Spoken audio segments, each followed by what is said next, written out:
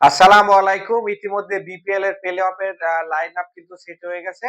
যেখানে রংপুর রাইডার্স কিন্তু প্লে অফে শেষ পর্যন্ত গিয়েছে। পাশাপাশি সিলেট তো আগে থেকে আছে। সেখানে কিন্তু চট্টগ্রাম রয়্যালস এবং রাজশাহী ওয়ারিয়র্স ও রয়েছে।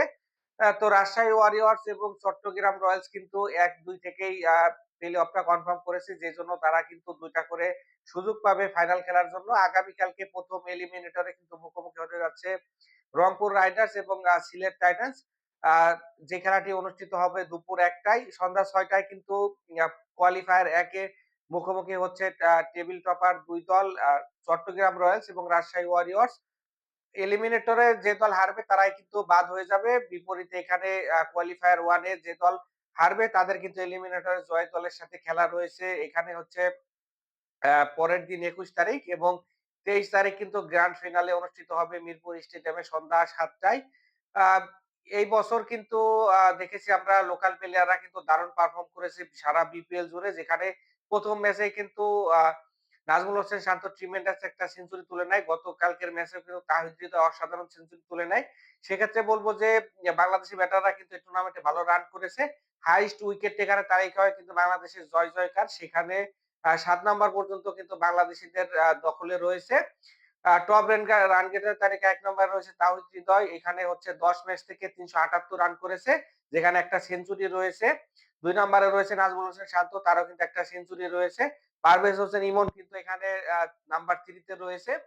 হাইয়েস্ট উইকেট টেকারের তালিকায় ১ নম্বরে রয়েছে। এখানে হচ্ছে শরীফুল ইসলাম সর্বোচ্চ ২৩ উইকেট শিকার করেছেন এখন পর্যন্ত। তার সামনে কিন্তু আরো আ এখানে হচ্ছে ২ টা ম্যাচ অবধারিতভাবে রয়েছে। ফাইনাল খেলায় কিন্তু ৩ টা ম্যাচ রয়েছে। রিপন মন্ডল কিন্তু এখানে ১৭ উইকেট নিয়ে ২য় স্থানে রয়েছেন। এরপরে এখানে হচ্ছে নাসুম আহমেদ, মুস্তাফিজ, তানভীর ইসলাম, একই সাথে হাসান মাহমুদের মতো বোলিংরাও কিন্তু এই টুর্নামেন্ট জুড়ে অসাধারণ পারফর্ম করেছে। তো অবশ্যই প্লে অফে এবং এলিমিনেটরে গেলেই দেখি যে আমরা বিপিএল এ কিন্তু বড় দলগুলো কিন্তু ২-১ জন ভালো ফরেনার আনে। সেক্ষেত্রে কিন্তু হিতে বিপরীত হয়েছিল গত বছর রংপুর রাইডার্স আপনারা দেখেছিলেন যে রংপুর রাইডার্স কিন্তু অসম্ভব ভালো খেলেও গত বছরে পরপর ৬ টা ম্যাচ জিতেছিল কিন্তু লাস্ট ৪ টা ম্যাচ হেরে কিন্তু তাদের এলিমিনেটর খেলতে হয়েছিল।